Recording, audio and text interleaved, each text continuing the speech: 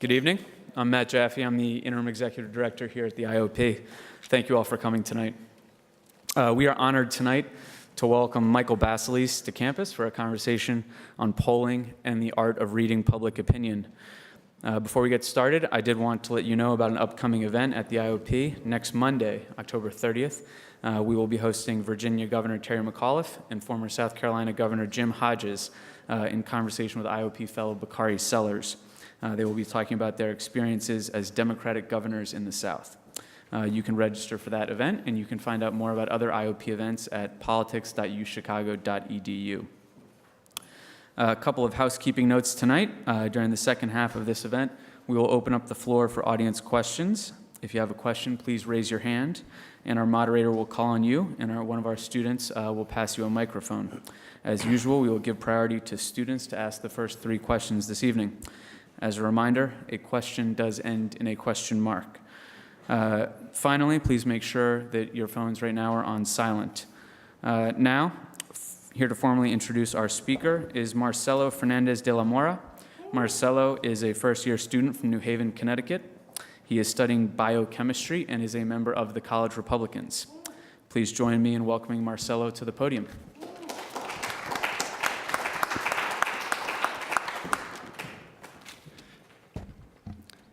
Thank you so much for coming. Michael Baselice is president and CEO of Baselice & Associates INC. He has extensive experience in political campaigns and issue and referendum projects throughout the United States and abroad. His firm has conducted thousands of survey projects, most notably Donald Trump's presidential campaign. Mr. Baselice was a research analyst for the National Republican Congressional Committee during the 1988 campaign cycle and conducted opposition research and targeting projects for key congressional campaigns. In 1987, Michael produced the first ever ORVS, the Optimal Republican Voting Strength Manual in the nation for the Republican Party of Texas. Today, he will talk to us about the art of analyzing public opinion. Afterwards, Institute of Politics fellow Jeff Rowe will sit down with him to continue the conversation. Mr. Rowe is a nationally recognized Republican political operative. As a founder of Axiom Strategies, Mr. Rowe has built the largest Republican consulting firm in the nation. Please join me in welcoming Mr. Baselice to the stage.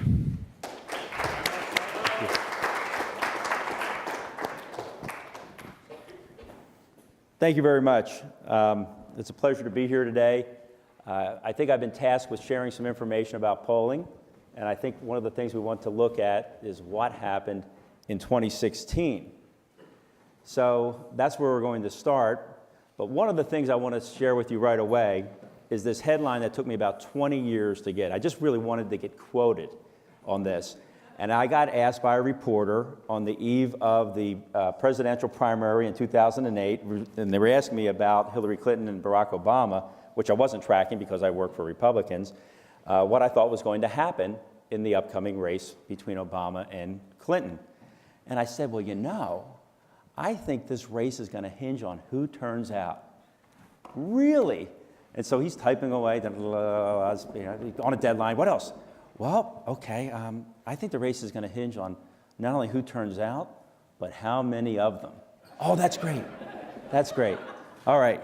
And so that's I put out that headline jokingly, but it really does come back when we talk about polling about the race does hinge on who turns out and who turned out in this last election, and which polls had a better handle on that, and which polls did not have a handle on the electorate. So my beginning with the Trump campaign goes back to June of 2016. Now, you see a name here, Kellyanne Conway. If you're familiar with that name, everyone knows Kellyanne Conway now. And I love the line down there at the bottom of that paragraph, and she's expected to have a senior strategic role in this campaign. She did help Donald Trump when he was considering running for president in 2012. But she got involved with the Cruz Super PAC. Mr. Rowe knows about the Cruz effort. And she was not available until June. I got called by Tony Fabrizio about a week before this came out, maybe 10 days before this came out. And he said, Mike, these presidentials are like a childbirth. You forget how painful it is, so you just go out and you do another race. And I'd like you to be with me on this one. And that's when I joined him with Adam Geller and Johnny Mcclatchy, and there were 5 pollsters. Kellyanne Conway, everyone knows her story. When Paul Manafort left the campaign, she was elevated to campaign manager, and we thought, wow, we have a pollster as campaign manager. Now maybe the campaign will listen to the polling data. So that was a good day for us. But in the 2 months that I was there, going all the way from the end of June to the end of August, we were able to manage a loss of 6 electoral votes, going from 160 to 154. And that's where the Real Clear Politics average stood after 2 months on the campaign. But the race was pretty tight for most of the way. Here we see in the middle of September, the race was just a few point differential, with Clinton having a slight lead. As a matter of fact, if you fast forward 8 weeks from this point, you find the race really ends up with the popular vote at about the same place. There's a 2-point lead for Hillary Clinton on the New York Times poll on September 18th, 42% for Donald Trump. If you work in third-party candidates, which is often done in polling, having a head-to-head between the Republican and Democrat, and then working in third-party candidates such as a Libertarian or the Green Party candidate, you get a different read. What I like is what happens and how close the race becomes and what it looks like depending on how you set up the scale. Look at this top one. The scale up here is 50 down to 38%, and it looks like there's a wider range between Clinton over Trump. But the one at the bottom goes from 0 to 50. So don't think that for a second that polling and data can't be presented in different ways to give a certain look. Certainly, the Trump campaign would like the bottom chart because it looked tighter. At the same time of the national polls that were out throughout the campaign cycle, there were different statewide polls. And one of the things that we had to recognize about the statewide polls is there weren't as many of them as there were national polls. And so one of the knocks on what happened in the election was how many polls were there and how many polls weren't there. Looking at all the way to mid-October, Clinton and Kaine were just a few votes away from securing the 270 that they needed, and Trump-Pence is at 170. So now I've been with the campaign for several months. With all the other pollsters and all the other brain trusts, we've managed to get 10 electoral votes. We're on our way. All right? Minnesota. I'm highlighting Minnesota here for a reason. Minnesota was in the toss-up category even in the middle of October. Real Clear Politics will put something in the toss-up category if they don't have at least 3 recent data points. The only public poll in 2012 in Texas was a poll by Baselice and Associates. They needed that 3rd data point to actually move Texas from toss-up to likely Republican. Without that public poll, there was no reason for anybody else to really go poll Texas, and nobody was really looking at Minnesota, and it took a while for some public polls to come online to move Minnesota from a toss-up state to a lean Democrat state, which it ultimately was. Back to the national look, all the way up to the eve of the election, here's a poll by ABC News and the Washington Post that has Clinton with a 4-point lead, 47 to 43. We can look at horse race numbers all day long, and they're interesting to look at. There's other numbers, though, and other questions that are worth looking at. Which candidate is considered to be the most honest? In this particular series of questions, all the way through the eve of the election, Donald Trump was seen as more trustworthy than Hillary Clinton. The enthusiasm going up into the eve of the election was really in favor of Donald Trump, but then Hillary Clinton caught up at the end. Now, when we look at methodology, and this is really something that we don't talk a lot about because it's so interesting and so sexy to talk about the horse race number. What is the ballot? Who's winning? Isn't that all we need to know? Well, we really need to know a little bit more about these polls. And if you click at the Real Clear Politics line where they say the name of the poll, oftentimes you can go a little deeper. You can look at the methodology. Here, the methodology for ABC News poll, and it's dated July of 2015, is the same methodology they've been using. So they just use the same sheet over and over again to explain their methodology. Digging a little deeper, they're from Media PA. Matt and I are from that county, Delaware County, so Media PA is actually producing this poll for ABC, or some firm in Media PA. And at the bottom of this, it tells us something that's very important. It tells us that 65% of the interviews were conducted by cell phone and 35% by landline. Is that a proper representation? Is that a balance? Does that sound right? A lot of the polls that we were doing in the Trump campaign were 50% cell and 50% landline. So one thing for sure, there's no excuse for not finding younger people, because cell phones are how you find younger people. Okay, for those here that are at the everyone in the room, who here has a landline? the one guy with a better hairline than me and my wife, all right? We're not going to find any of you students unless we have a cell phone match. Now, they talk about weighting, and they talk about how they weight the data. This makes a big difference in the outcome of the ballot. We have to know exactly what that is. They don't tell you exactly what they weighted to within regions or just nationwide, but this is an article here, embargoed data until sometime on Monday, the 7th of November, 2016, talk about how close the race is, and when you go a little bit further down into the data, you see some things. You see that 47% for Clinton, 43% for Trump, and then you can see that Trump is winning the independents. There were several polls that started to show this late in the campaign. Didn't happen in early October, middle of October, but late in October, independents started breaking for Trump. Here's something else, and probably more important than what I was saying when everyone wants to look at the ballot.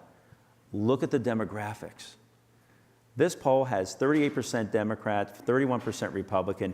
Right below that, when you take leaners into consideration, it tightens up to about a 4-point differential, which comes pretty close to what I believe it should be in this country. I believe the country is about a 3-point Democrat advantage over Republicans. How or why do we get that? And if I have time with Jeff and we answer some questions, I'll actually show you what I think the national map looks like on a regional basis. Well, how do I get 3 points? What was the spread in the race of the actual outcome that just occurred last year between Trump and Clinton? 2 points. What was the spread between Obama and Romney back in 2012? 4 points. Average the two together, the most recent national elections that we have show the country to be about a 3-point Democratic advantage. If I see a poll that has 10 or 12 points more Democrat than Republicans, what are we going to do about that? I mean, my name's Mike Baselice. It's not Mike Baselice, the polling police. I can't go out and do anything about that. It's just the way that poll is published. I also don't think there should be a poll that has more Republicans in it than Democrats nationwide, because that's not the way the nation is. We do know some things about certain states, though. This is a look at the early votes by states that have party registration. Florida traditionally is about 1.5 to 2 points more Democratic than it is Republican in its turnout. So when we looked at our polls in Florida, we had about a 1.5 to 2 point Democratic advantage as well. And that's important to know if you're doing a poll. In Colorado, that was one of the states I was charged with. We got all the way to within 3 points, but no better. And if you look here, the Colorado had about 35% of those that voted were registered Democrats, 35% were registered Republicans. But only about half the states have party registration. States like Texas don't have party registration, so we have to look at other measures. Now we go to the eve of the election. All right? Now, if you're me and you wake up at 3:04 in the morning, Eastern time, which is even earlier, and here it's 2:04, and you see Clinton has a 90% chance of winning, what are you to believe? Are we looking at this public polling data, and are we absorbing it, and how is it being used, if at all? So Reuters has this story, big event there in front of Independence Hall in Philadelphia, and they do talk a little bit about it, and they're almost giving themselves a little CYA here. Michigan and Ohio were too close to call on Sunday, according to the project. Clinton's support is more solid in Pennsylvania. Still, a surge of white Republican voters combined with the drop of turnout among black Democrats could be enough to tilt Ohio and Michigan to Trump and put Pennsylvania in play. By this time, Ohio is really looking like a Trump state. By this project's data, it's looking more toss-up. Michigan and Pennsylvania were much closer. They also show that Clinton enjoys a 1-point lead in Florida. Most of the polls in Florida were pretty close, and if that's one of the states to look at for who was on the mark, the public polling was pretty good there. Ah, yes, because it does matter who turns out. Now, this is a look at the map as it finally ended up, with 306 electoral votes for Trump, 232 for Clinton. Some people don't like the look of that map, so let's be politically correct. Let's make it a cartogram, and let's make those states not only keep the color they are, but let's base it on the size of the state. That looks a little bit better for some people. All right, it's a little bit more balanced in terms of the blue and the red. If you don't like that, you can go to different shades of red and blue, because not everything is just really, really red and really, really blue. There's purple counties throughout the country, and you apply that to the cartogram, that's your nation. So a lot of different ways you can look at data. So how Trump won. Quickly to talk about this, A lot of things were said right after the election. A fundamental rewriting of the map. The miss was far and wide. Even if Clinton pulls this off, I and so many others missed a lot. Mike Murphy said, I believed in data for 30 years in politics. Please, Mike, please keep believing in data. And tonight, data died. It didn't die. We're still around. You still use pollsters, don't you, Jeff? I do. Thank you. Never been wrong in anything in my life, says this Democrat now strategist. Sobriety about what happened tonight is essential. All right? And Paul Begala was like, wow, didn't know how deep the divisions were and the pain was. And Nate Silver, polls could not keep up with changing demographics. I might take this comment or this quote to task. No, the polls have demographics in them. The key is, were the polls representative of the demographics who actually voted? Because the race could hinge on who turns out. So looking at another poll, here's a poll that came pretty close. This is the Mcclatchy Marist poll. They tell you how they did the poll. Some of us in the polling field have a problem, even though we know it saves money in the media to do a survey of 1,587 adults, and then look at the voters that are in the survey from that, and then look at the likely voters below that, because now you have to wonder, are we getting the right number of interviews in each state? But at least they tell you what they did, and there's 940 likely voters. The margin of error is 3.2%. And they tell you here, when you get into an extra little tab that you would click on, that 36% of the respondents in that survey are Democrats, 28 Republican. A little bit too Democrat by my standards for a nationwide poll, but that's what they had. Even though they had that 8-point spread, they had it as a 1-point race. The Democrats, about 9 out of 10, were voting for Hillary Clinton, and about 9 out of 10 of the Republicans were voting for Donald Trump, and another poll that showed Trump winning the independents at the very end. But the national polls really don't mean anything, even though those were the ones that came the closest. We need to look at the states. Arizona was pretty close. Colorado, as a matter of fact, I had Arizona and Colorado. We stopped polling in Arizona. We bet that we were going to win it. And we said, we're going to go elsewhere. Resources required us to go elsewhere. Colorado, 2.9% is the Real Clear Politics average. The best poll that I showed in the final days was a 3-point deficit. I was one of the ones who recommended that we go elsewhere. And if you think that we had this great science and formula behind the decisions to move out of Colorado and go to Michigan and Pennsylvania, let me put in my 2 cents on that right now. It's kind of necessity. If you're going to lose Nevada, Virginia, and Colorado, the map requires the Trump campaign to go somewhere else. And so out of necessity, we started looking at Wisconsin and Michigan and Pennsylvania. Florida, public polls showed it pretty close to even. The final outcome was 1.2% advantage Trump.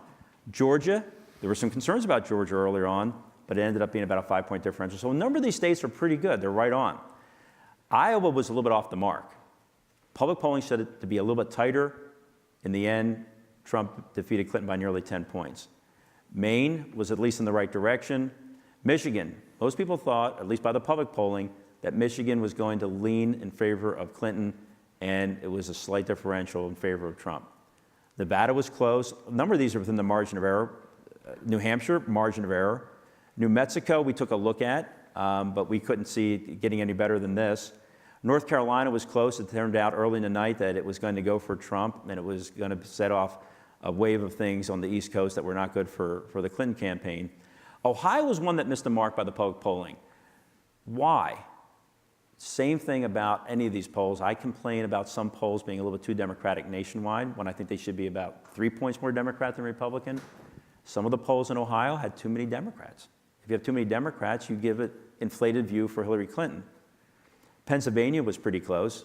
Most public polls showed that Clinton would win it by 2, but lost it by about 1. And Virginia was pretty close. Most of the states were pretty good. Some of them were off the mark. And so the knock is, because of all the predictive models that were out there, that the polling was off. Here's something we have to look at. Look at this right here that I just circled. Johnson in the public polling is getting 4.8% in the 4-way ballot test, but gets 3.6%. Jill Stein is polling at 2.3% and gets 1.1. So you're looking at about 2.4% of the vote that did not go for these third-party candidates. Where did it go? To Trump. And Clinton falls 2 points short of the public polling numbers. So there was some vote that we can talk about later called the hidden Trump vote and how we actually uncovered that. Here you see polls that were done right in the final days in Michigan. All right, so only one poll, the last poll that was done on the 6th, all in one night of 1,200 voters, had a Trump with a 2-point lead. Wisconsin's interesting. Clinton has a 6.5-point lead, but if you look at the dates, there is nothing inside the 2nd of November. There's nothing on the 3rd, 4th, 5th, 6th, or 7th. So it's somewhat dated. It goes all the way back to the 26th of October. And so my complaint about Wisconsin and some of the other states is that there weren't enough public polls in these states. Not that the data was necessarily wrong, because we have to keep in mind that polls are the balance sheets of politics. Anybody in here in business, taking business classes? If you have accounting, they teach you that a balance sheet measures what? Assets against liabilities and net worth at a given point in time. I heard that. That's what a poll is. It's at a given point in time. So a poll on October 26th is different than one on November 6th. The income statement that measures net income or net loss in business are the election returns. Election returns tells us performance over time, and we see that every 2 years. A real quick look at Pennsylvania. Hillary Clinton lost Pennsylvania. Here's what's interesting, and what we didn't see until about 2.5, 3 weeks ago in other states like this, particularly in Florida. The margin of victory in the suburbs, where Matt and I are from, we're from Delaware County, was pretty similar in terms of what Obama had done in 2008 and 2012. You average out Obama's margin of victory in the suburban Philadelphia counties, you get about 179,000 votes for Hillary Clinton. In Philadelphia County, which is the same as Philadelphia City, they're one and the same, it's going Democrat all the way back to 1988, and she gets 455,000 vote margin there. Not quite what Obama had done in his 2 races prior, but add that with the margin of victory that she enjoyed in the suburban Philadelphia counties, she's basically where Obama was. And what we saw in Pennsylvania was what we called a 2012 turnout. We saw things in Philadelphia looked like they expected to look in terms of turnout by Anglos, African Americans, different age groups. Now the rest of the state, if you're familiar with Pennsylvania, it's a rectangle basically, and Philadelphia's in the southeast corner. So the rest of the state starts to look a little bit different. Bush beat the caucus there in '88, Clinton wins in his 2 races, and then there's different margins of victory for the Republican candidates in the rest of the state, the other 62 counties. You can see that Bush beat Kerry there by 350,000, and that in 2012, Romney defeated Obama by 300,000. Ready for this? Trump wins by 700,000, more than covering the vote differential that he was down in the southeast part of the state with Philadelphia. So these bring up some points that we weren't used to seeing, and pollsters don't really want to admit, but we had to. We saw the same thing in Florida. We saw Miami look like 2012, typical presidential turnout that we've seen more recently. But then there was places up in the Panhandle, Jacksonville, Tampa, that looked like 2014 and was going to be good for Republicans. Now, pollsters used to have one turnout model for the whole state. And I've actually done high turnout models with higher than expected African American and Hispanic voters in Texas, just to see what that looked like. But I still apply that statewide. For the first time, we actually have turnout models in one part of the state that maybe need to be applied, and a different turnout model in a different part of the state, which allows you to take a ballot test and go more deeper into it. You saw a lot about these different programs about Upshot and 538, making these predictions, and all these different paths to victory for one side or the other. And Clinton had more paths to victory based on the public polling and historical data. When you look at the map on the 21st of October, it was 262 votes for Clinton, and she's getting close. Ohio, to a victory, but Ohio was still pretty tight by all the public polls. Less than a point lead for Trump, but it ends up really taking off for Trump in the final weeks. Again, I'm showing this because we have to look at what happened, we have to look at the data within the poll, and then we have to look at what's in the poll. Real quick about the exit poll, which took place in only certain states. only 15% of those in the exit poll were senior citizens. Gang, a good fourth of the vote or more is going to be senior citizen in any presidential election, and 44% will not be under the age of 44. That's just too high. Exit polls data ends up being weighted anyway to reflect the ballot, but they didn't reflect the ages. I think they had the right African American and Latino percentages, that's in here. And the partisan breakdown was about 4 points more Democrat than Republican. That wasn't far off either. You almost have to weight the data to make this look like what happened in those particular states. Real quick, I'll conclude with these comments here, and then we'll go on with some questioning from Jeff.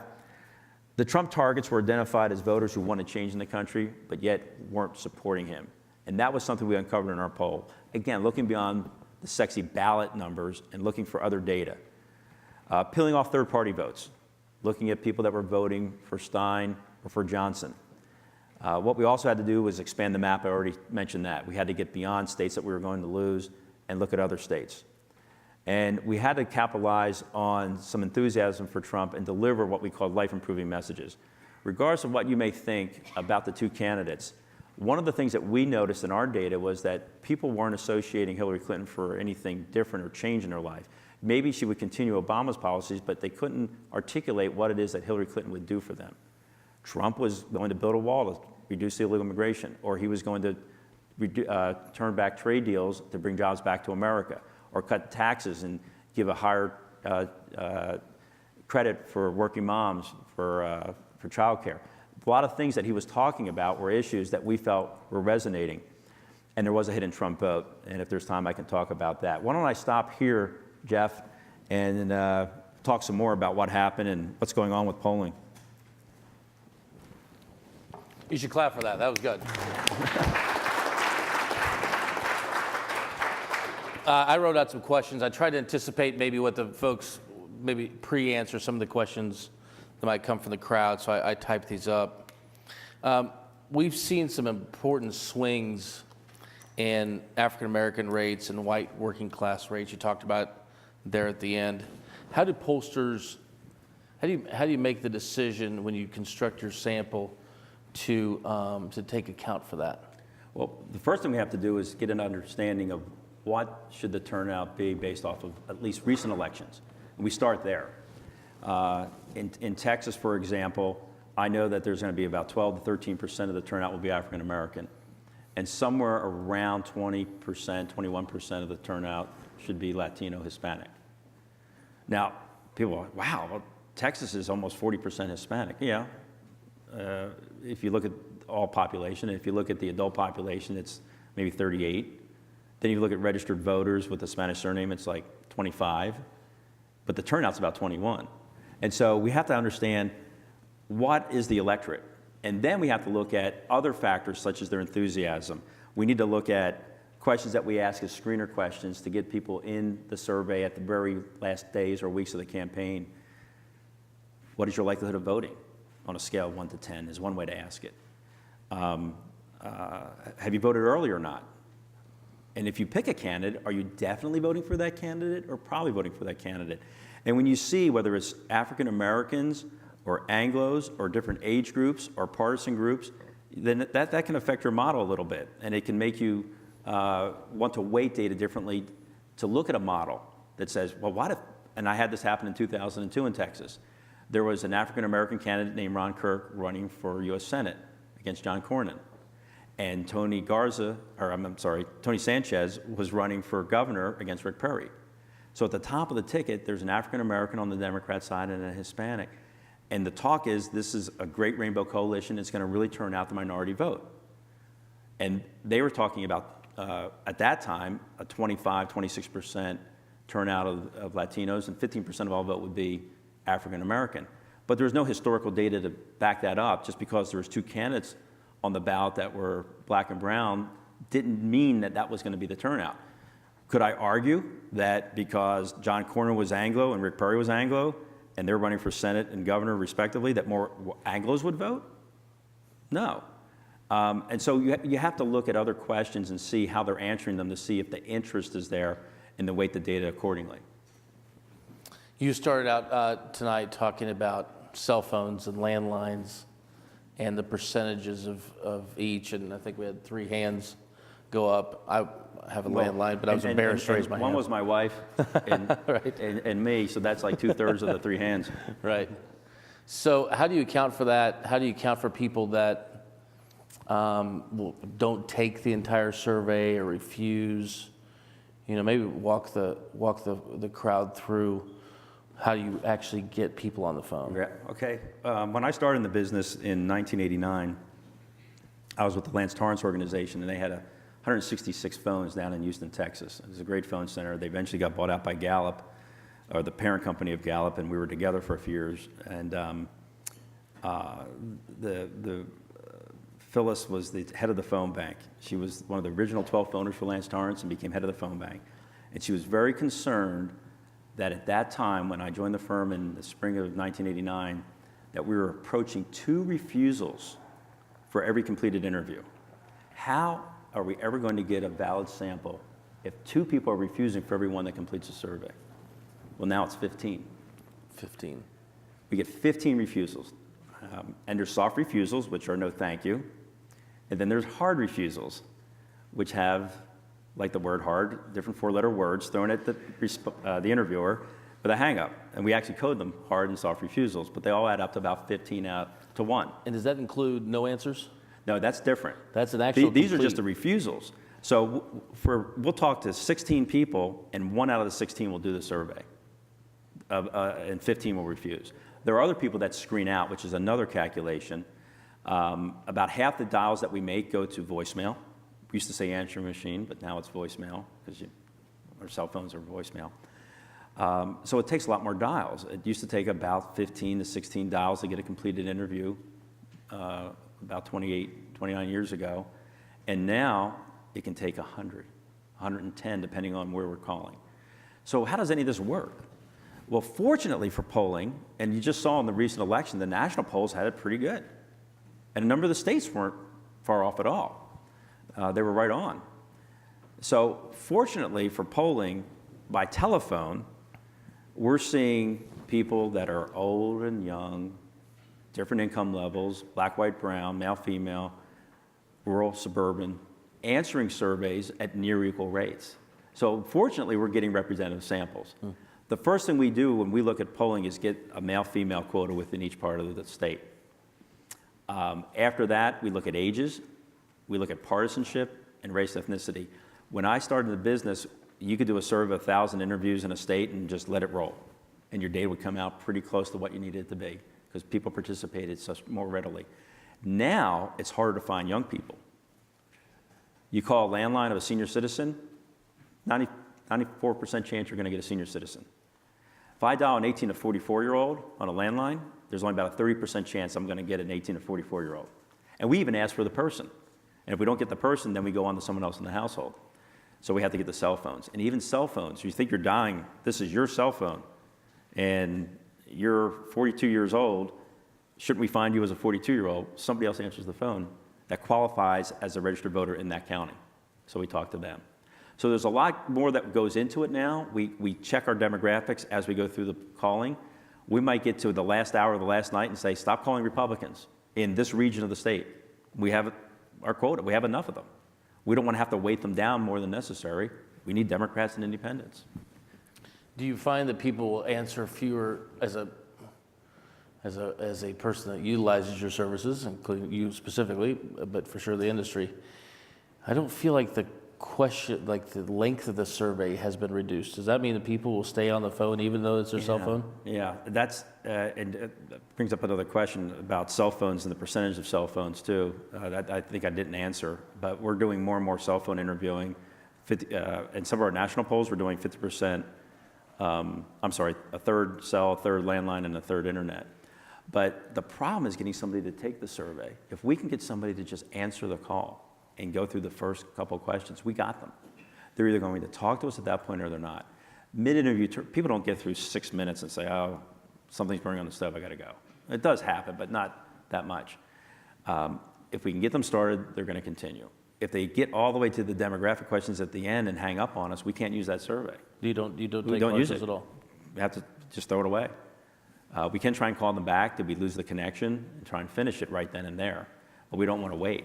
We want to continue while the thoughts are present in their mind. And of course, we don't want to start the survey over the next day. They may have a new opinion of the candidate that they thought they were voting for president or governor. Is that called, what is that? Is that called the incident rate when you take part of the survey but not the rest? Yeah, incidence is the percentage of people that qualify for the survey that you ended up talking to. So an easy one is, are you just registered to vote? And so you would think that the incidence from a voter list would be pretty high, but the phone number may be used by someone other than the phone number that was tied to Joe Smith at 111 Main Street. It's now belongs to somebody else in that county. So the first thing is, are you registered to vote in this county? And then from there, we calculate the percentage of people that we got on the phone and started to talk to against those that actually qualified. And so we're looking for incidences of over 40%. When incidences fall down below 30, it becomes expensive. If you're looking at a likely voter survey and you start throwing out people that don't qualify because they're just not interested, you can get that survey completed, but it's just going to take more time on the phone.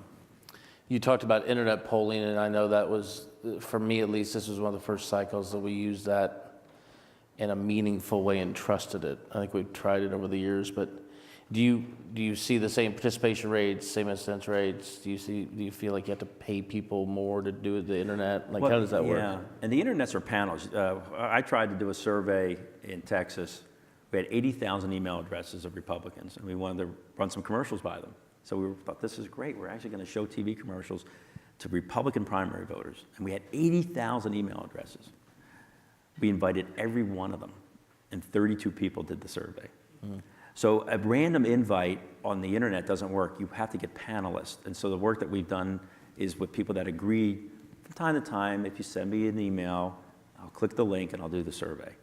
And we've been very effective with that lately in our national surveys. When we do 1,200 interviews nationwide, we'll do about 400 by cell, 400 by landline, and 400 by internet. And that gives more opportunity for different people to participate in the survey. One of the knocks, though, that you have to be aware of about internet survey exclusively is it can be too Anglo, too educated, and too young. And so you have to really be mindful of your demographics there. I did a Google survey just to see what the demographics were in Texas last summer, and that's what happened. So you can pay, if you want to do a real quick Google survey, it's like $1 an interview. You can pay $3 an interview, and you can get more senior citizens, and you can get more minority respondents to participate, and they'll keep sending out invites until they find people. And that's through email? That's a Google survey. Okay. When we do these other panel surveys like we've done at the national level on issues like tax reform, we have panelists that are signed up around the country. And they'll take them in the required time length? You can actually read a survey faster than an interviewer can read it to you as a respondent. It goes quicker by reading it oneself. There was some talk, and I know that Kellyanne talked about during the campaign, a good friend of both of ours, that the president would do better, President Trump would do better with internet interviews than he would landline or live interviews. And she said it was the shy Trump voter. I think the Investor's Business publication had him doing better. Did you buy that? Do you think that? Well, she actually put that out there before any of us, and then we started looking at it. And in some places we saw that, and some we didn't. What we started to look at was the psychology of, hey, when you're in front of your computer, it's like being in a ballot box, particularly with some of the ballots now. There's polling places that have a little screen that you look at. There's no paper, and you're just punching numbers. So it's more akin to what you do, and it's private. Nobody's asking you anything. There's nobody on the other end of the line. So it's more like you're voting. But really what we started to look at were questions to uncover the hidden Trump vote. And we asked questions along the lines of, do you know somebody that supports Donald Trump for president but won't say so publicly? Interesting. And when it first came out in our daily call, I suggested it didn't mean anything unless we asked the same thing about Hillary Clinton. What are we going to do with this number when we get it if we don't know what the hidden Clinton vote is? And I can remember in Florida with about a week to 10 days to go that there was about a 12-point differential, with more people saying they knew somebody voting for Trump but wouldn't say so publicly than for Clinton. Okay, so now we have this data. What do you do with that 12 points? So that was something new to us, and we told us that there was more people out there for Trump than would admit. So there's this theory about, I'm interested in your take on it, the theory about polling and herding, and the herding of pollsters, that if you have people start to see what other polling, this is all for public surveys, that people see what other pollsters are using for their demographics, and so they use the same demographics so they're not accused of trying to manipulate the data. There's another theory, well, I'll use that, I'll start with that, and Yeah. I'll do a follow-up. No, that's a problem, because if you look at states like Ohio, and if you don't have enough Republicans in them, and everyone's following the same path, then all the surveys are underrepresenting the Republican candidate, in this case Trump, for president, and overstating Hillary Clinton's position. The worst thing that can happen is, what do you do if you're the Clinton campaign or the Trump campaign, and you follow that path? And we didn't. We had set weights that we were looking at from the very minute I joined the campaign. The first thing that we did was look at our states, and in Colorado, it was going to be balanced, 35 or 35% each. There were a few polls I had 36 Democrat, 36 Republican, and we were still down 3 points. Move along. And so we had our demographics known, that what we were looking for, and the key was not to be dissuaded otherwise by the public polls. So you can look at public polls if you're a campaign, but you don't rely on them. Do you think that there is a philosophy that whoever people think will win is more important than maybe who they vote for? And so do you think that there was any psychological motivation behind media or liberal groups that poll to just make this a fait accompli, to drive her ability to win? Yeah, or it could work the other way, possibly. There's a psychology that everyone says she's going to win, why do I need to go vote? And the enthusiasm we saw was with Trump until the very end, where in the one ABC Washington Post poll, where you saw the Clinton voters catch up in enthusiasm. So it can work both ways. I'll tell you, the biggest mistake I saw was that in Mexico in 2006, where Calderon, who eventually won for the PAN party, made his campaign message in the final days, I'm ahead in the polls, vote for me. And he had a 5-point lead, and it dwindled down to 0.3%. And people protested, 1+ million people protested for 3 days in Mexico City about the outcome. And it almost set off a national crisis. That's not a reason to go vote for someone, that you're ahead in the polls. Or go vote for me because I'm behind in the polls, I need an extra little bump here. So we have not seen enough data and different questions that have been asked to come to any conclusive result or any conclusion as to what is the psychology of numbers being thrown out there to the public and all these polls, and what do they mean. You can look at this last election, and there was a lot of indicators from the public polls that showed it was advantage Clinton. And when it didn't turn out that way, everyone started questioning the numbers. But we went through them tonight, and a number of the states were pretty close. The national polls were definitely closer, but some states were off, but a number of them that had current data were pretty close. So if you take some of the, I've participated in a few of these symposiums after the election to talk about what happened, that sort of thing, and the Democrats seem to be relying on the second Comey letter being, although I think I've heard Hillary give over 105 answers on why she lost, but one of them being the second Comey letter. Did you see any, in the polling you were doing, did you see any, or what impact did you see of the second Comey letter? Inconclusive. Can't say that it really was it was the determining factor.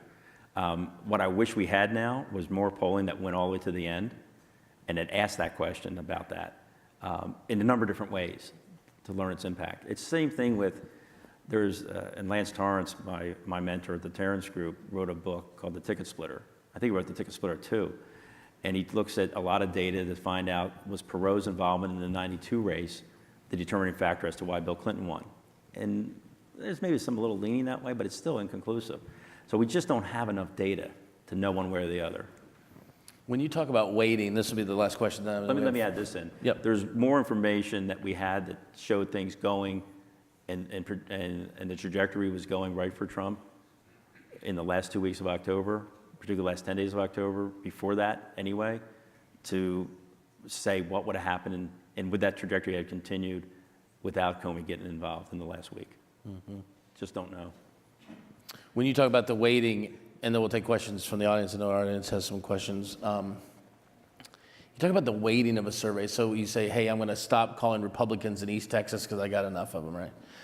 And you weight something. Is there a standard measurement of how far you'll weight? So, for instance, if you have people that make over $100,000 and you know in that district, it's Highland Park, and so there's 5%. How far will you allow that to weight that you actually, the number of people you call versus the percentage that you need?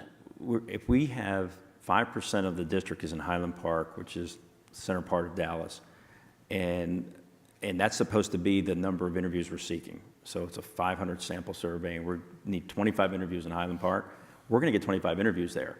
What makes a difference is the content of those 25 people. It should be probably about 12 male and 13 female. When I do a statewide in Texas, I have 16 sample regions. I have 2 in Dallas, 2 in Tarrant, which is Fort Worth, 2 in Houston, 2 in Bexar County. Why? There's preponderance for pollsters when they call big county to find more Anglos than minorities. And so I found out that I was finding too many Anglos in these urban centers. So I broke out the more minority portion of Dallas and Houston and Bexar County, San Antonio, from the other part of the county. And I have a quota for each. Now that might be a little bit too, over the top, but I figure if I'm going to do this, I have to report data that's representative of the electorate. So it might cost a little bit more to have more quotas set up, get the right males and females, and then I know how many Hispanic and African Americans and Anglos come from each of these regions. So I'm still going to get the proper number of interviews in each region, but now my content's different. Matter of fact, if I could, let's just take a look at this, Jeff. I have it down here a little further. Oh, we got to talk about this too. You know you're going to talk about that cruise thing. Okay, so nationwide, I was telling everyone earlier about how 47% of the country is Democratic and 44% is Republican because of the average of the last 2 presidentials. But Gallup actually has several 100,000 interviews, tens of thousands of interviews in certain states, a party ID in 2015 and 2016 that mirrors this same thing. For example, in the Northeast part of the country should be about 20 points more Democratic than Republican. Why? Because it is. If I see a national poll and it's the other way around and it's 20 points more Republican than Democrat, I'm going to question that poll immediately. When did the Northeast and the New England states start and New York start voting like that?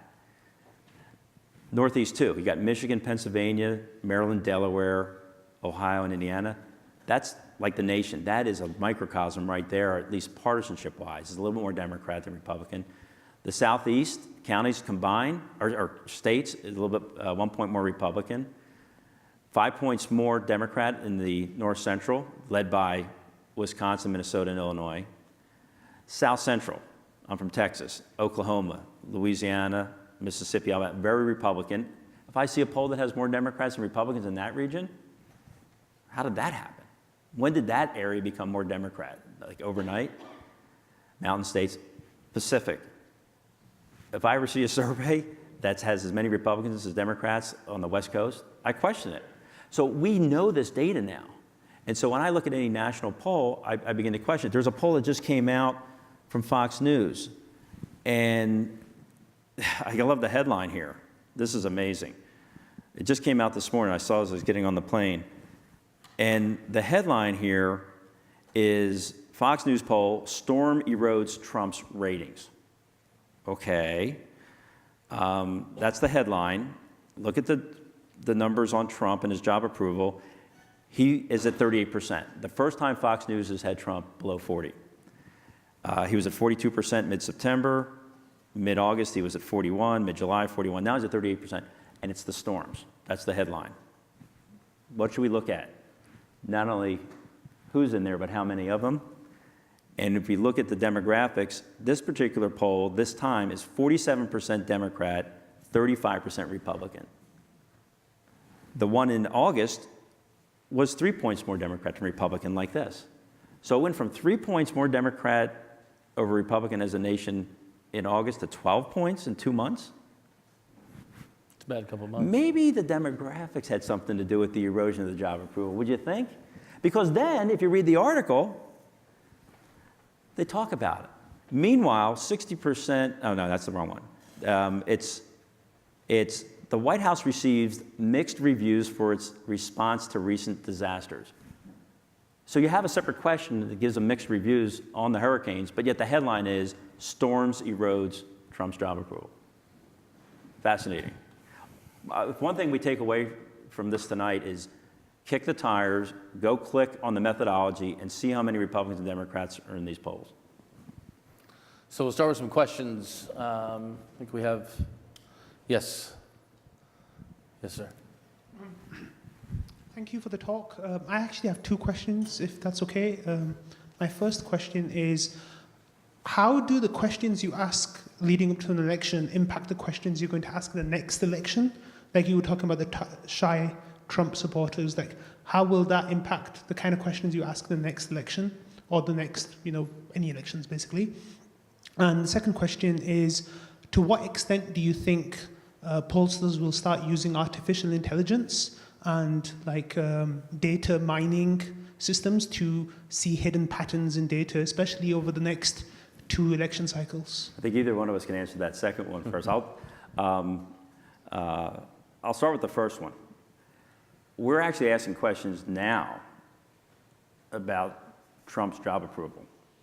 And we're saying 41, 42. But then we're asking some other questions, almost like we did in the campaign. And I think we're going to start employing these same type of questions in future ballots. Do you know somebody who approves of the job Trump's doing but won't say so publicly? And how about this? Even if you disapprove of the job Trump is doing, or don't approve of it, that way you get the undecided people asked, are there some things that he's doing that you do like? You take those two questions together, and now you have 2/3 of the country like something that he's doing or like him overall. That's a much bigger number, and it allows those that have issues that are before the administration and Congress to then target another group of individuals. It's about another swatch of 25, almost 30%, that now like something that he's doing. So we're going to employ those same type of questions next time around. When it comes to artificial intelligence, there's a lot of data out there, and all campaigns are using it. Jeff has some analytics that he used when he was helping Cruz that was very effective in getting him as far as they did. Good race, Jeff. We've looked at Axiom data, Experian data, Info Group. We used it in different ways in different states. So you may be a cat lover on a scale of 0 to 9 at a 7. And you may be a wine enthusiast of a 2. Wouldn't even know what a 2 means or a 7 means. But when we see that combination and it's showing up again and again with other voters and you're undecided, okay, but you're conservative, all of a sudden we now have patterns and we start looking at large numbers of voters. And this is where the Clinton campaign was supposedly still doing some polling. They get a knock for stopping their polling program, but 3 weeks ago. I understood they were doing some data mining and still looking at least the ballot test and the name IDs, but not digging into why you're voting for Hillary Clinton or why you're voting for Donald Trump. They didn't know the why. But a lot of that, when you get large numbers of interviews completed and you combine it against all this other data, algorithms can be created to look for other things that voters have in common. And yes, campaigns are using it. Democrats were using it before Republicans were. Republicans are always catching up to Democrats. And we think we finally did maybe in this last election. Yep. I would say if you are a cat lover, don't like wine, probably not conservative, but we'll go to the next question. I got a plated type here. Yes, sir. So my question is, I've always found it pretty fascinating, the hidden Trump supporters and the kind of self-report bias that goes into those surveys. Even if it was a person on the phone, I might not be willing to admit I'm going to vote for Trump. So what are some of the proxies besides those questions, like do you know someone else that you used, or if you're comfortable talking about what kind of things do you think you can use in the future for those kinds of people who would vote for him but wouldn't admit it, maybe even to themselves until they got into that ballot box? It was really a question along those lines that maybe I can put out there is, where do you find these votes? I mean, okay, so there's X amount of vote that you're getting from him, and we had some questions we developed, like the hidden Trump vote that I talked about. But then it was a matter of, okay, so we need to get some more people to win Florida. We need to get more, and now we got to get to Pennsylvania and Michigan to see if we have a chance there. And we had a combinations of questions. And you start building variables. An easy one would be take your gender question and your age question, put them together. Now you have males under age 55, males 55 and older. Females under age 55, females 55 and older. That's two variables that come together to make a complex recode. Now we start taking other questions. Would you prefer someone that wants to take the country in the same direction it's been under Obama and its policies? Or do you think the country now should be led by somebody that takes the country in a different direction? Early on in the campaign, that was great for Trump. It was 60-30 new direction. And after the conventions and around Labor Day, it was only about a 15-point differential. It was like 53 new direction, 38, let's keep it as it's going. So we looked at that. Who wants things going in a new direction? Who's maybe undecided on the ballot? And or they're voting for Johnson, and or they're voting for Stein, and or they're conservative or moderate. We even looked at people that were probably or leaning for Hillary Clinton and just put aside those that were definitely voting for Hillary Clinton and told you they were a Democrat. And we started looking at other combinations of things to come up with where do we go to get a few more votes, because we knew this was going to be close. Because we already had a few questions that we started to develop, like I shared with you, about trying to expose the hidden Trump vote.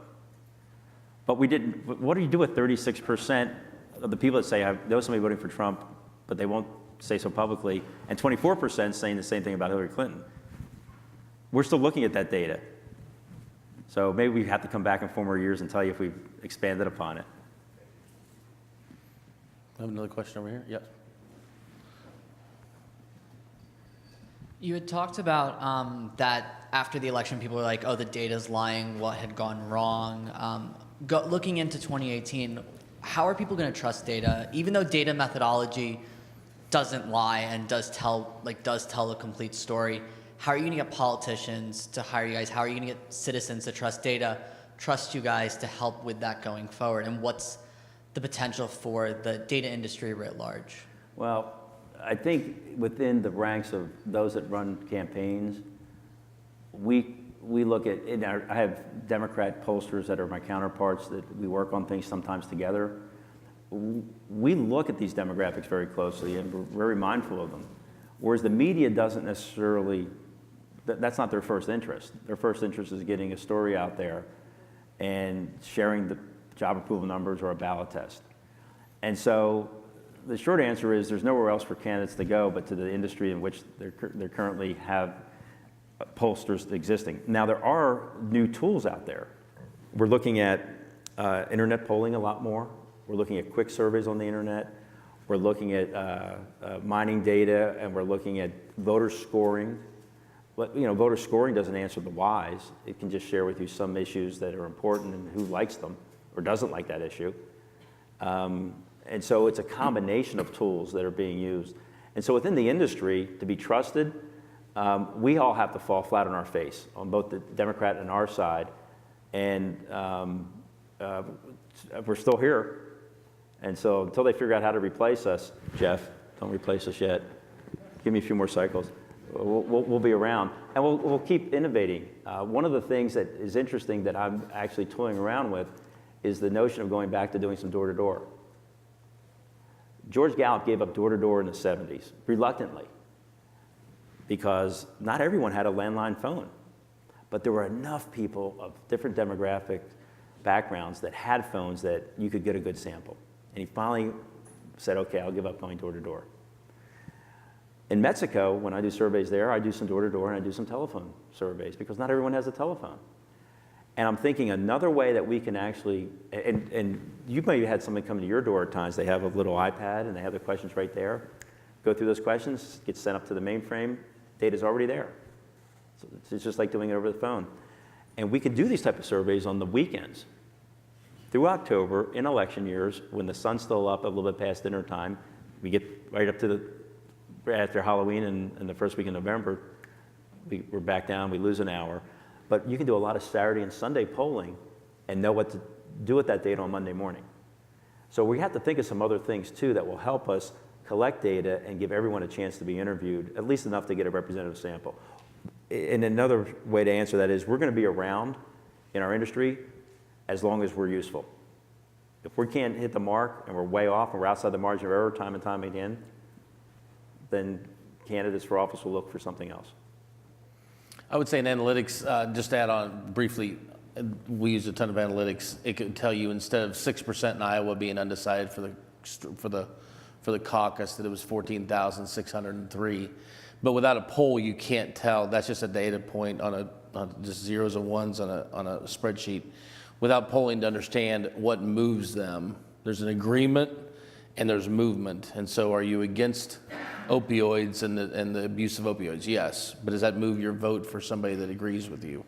You can't figure that out from data analytics. You can only find out from a live survey with a person on the phone. So that's why I think different ways to collect. It's $2 to knock a door these days. It's $15 to get a survey. I mean, I think the door-to-door is another avenue. We're going to have to use them all. Jeff, you mentioned something that you did in Iowa, and I remember reading about it, and maybe you can expand upon it. It was when Cruz found in some of the data scoring or voter scoring and the surveys that you found some people that I think they were upset about this firework ban issue, and the Cruz campaign took that to be, well, that's kind of like an infringement. That's a libertarian view. I should be able to shoot off fireworks if I want. And you took that and you're able to reach those people with a message about government overreaching. Isn't there something to that? That's right. And I think the one that was more pronounced, I'm not sure what they wrote on the story today, but the one that we really used a lot was red light cameras that we found in the Des Moines suburbs. People hated, Republicans hated. And when you talk about balancing the budget or what we're going to do with ISIS, there's just a whole bunch of agreement, and all the candidates kind of start to sound the same. When you're able to go to somebody's door or their mailbox or call them on the phone and find an issue that they agree with specifically, it's really a powerful moment in politics.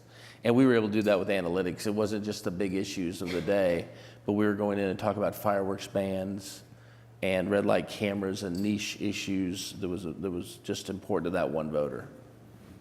Over here. I think we got time for probably maybe two more questions. Can we get a mic here in the middle? Oh, yes, sir. Well, I was wondering, does polling have do you believe polling had a real effect on Corker and Flake's decisions? I don't know. I've been around people that have served in Congress and the Senate, and it's a hard road, and it can wear you down. I don't know if the polling made them, it was part of the calculus in their decision to not run. I don't know. I really don't. But I just know that it's a very hard life. And particularly when you're a senator, you don't have a life because you're constantly have somebody. You can have a little bit of a life in Congress, depending on, if you're chairman of a committee or chairwoman, it can be really hard. But I don't know how much polling played into their decision. They just may have had enough. yes, sir. Yeah, I see you've got the map divided into 7 different sections, and it's real interesting to look at the numbers. I'm wondering if there's been studies, there probably have, or you might know, that take a deeper dive into each of those areas and try to explain why they're the way they are in terms of the party affiliation, is it cultural, economic, that kind of thing? Has there been more depth studies as to what makes them the way they are? Yeah, one comes to mind immediately, and this was a few years ago, and I don't know what happened. I kept getting calls from LA Times, Washington Post, New York Times. I think 3 different news outlets were on the same story, and they're looking at the Hispanic voters in California versus the Hispanic voter in Texas. And so I started looking at the number of surveys that I've done, thousands of interviews that I've collected in both states. And in Texas, about 3 out of 8 of the Hispanic community is voting Republican, about 37.5%, 38%. But it's only 24% of the Hispanic community votes Republican over in California. So there's this 14-point differential. Then I started looking at, well, what's the difference? Well, there's some things that we measure pretty clearly, like ideology. The Hispanic voters in California are more liberal by about 15 points than they are in Texas. Then there's things that we don't measure, the lifestyle, the news that you get, the taxes that are different. There's no income tax in Texas. There is an income tax in California. And so there's other variables that we don't even measure that should probably be looked at to say, well, why do you think this way? And how much of your news do you get? And what kind of news are you getting? So there are many factors. What we don't often do after an election, particularly when it comes to elections, is look back and say, what percentage of this outcome was because of the demographic makeup of these people, their ideological standing, their beliefs, their religious beliefs, their spiritual beliefs, their economic position, their education. We don't do enough to look at all these variables and really go, we're so happy with the victory or we're so sad by the loss that we piddle around with it, but we don't study it enough and we don't dig down enough. Once in a while, an entity or a party will pay. The Democrats will have the same thing done and the Republicans will have the same thing done on their side of the aisle and dig a little bit deeper into attitudes. But quite frankly, more of it should be done. I think we should get a poll done very quickly. We'll take one more very quickly. Another question I had was everything, a lot of the questions that you seem to ask seem to be binary, yes or no, this or that. How much of it is ordinal scales or satisfaction scales? Like thinking about something like job approval ratings, well, when does it switch from I approve to now I don't approve? So how does that play into the methodology and the polling data you use? Yeah, those are the easy questions to ask. But there are other questions where we go a little bit beyond that. There's open-ended questions. Tell me why you think this Republican healthcare alternative is a good idea. What can you tell me about it? Those are open-ended questions. And then we'll also do viewpoint questions. We'll put out both sides of an argument. Some people say tax reform is a good idea because of X, Y, Z. Or the Republican tax reform plan is a good idea because of X, Y, Z. Then we'll say, other people say the Republican tax reform plan is a bad idea because of A, B, and C. And so you put out viewpoints. Now, it still gives a choice. You're still getting a good idea and a bad idea response. Which is it? And most of the questions are designed that way. There's also questions that are done on scales. I mentioned one earlier, the scale of 1 to 10. How interested are you in this election? And boy, did we see something in 2014 where Republicans were much more interested than Democrats in 2014. And it really helped them in the midterm elections, right? I think you got, one of the things that I think you could argue helped the current Republican governor here, right, is, you look at 2014 type election results, and that was a big deal. One of the mistakes that I saw made is not looking at those type of scales in 2012, because I did 6 surveys of U.S. Senate races for a business group, and I said, Democrats are going to win all 6 of these seats. And they looked at me like, are you crazy? People don't like Obama from 2010. Republicans got control of the House back then. And it's not going to continue. 2012 is different. That's a good Obama year. And Republicans aren't going to win any of these seats that you're interested in winning. And we had to look at other questions beyond how you're going to vote on the ballot. We had to look at some of these scaled questions. But most of the questions are designed to be yes, no, agree, disagree, approve, disapprove. They're easy to ask, and they're easy to answer, and they're easy to analyze. I want to thank everybody for coming tonight. I want to thank you for having 2 right-wing knuckle draggers on the stage at a good liberal university, and thank the Institute of Politics to get 2 folks on camera and a live audience to talk about their trade. I want to thank Mike for coming. Very well done, very insightful. Thank you all for being here and for spending your night with us. Well done.